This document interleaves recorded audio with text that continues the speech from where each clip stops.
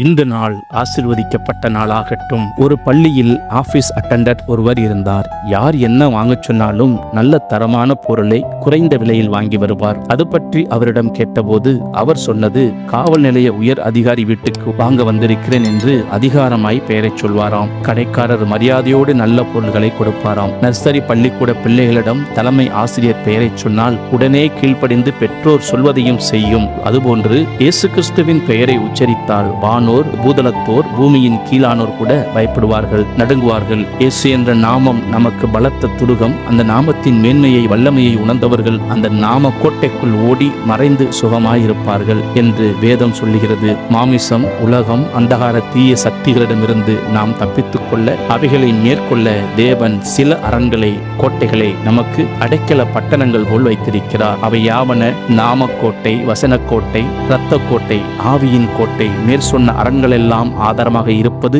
இயேசு என்ற நாமமே. அந்த நாமத்திற்கு வல்லமை கொடுப்பது அவர் சிலுவையில் சிந்திய இரத்தமே.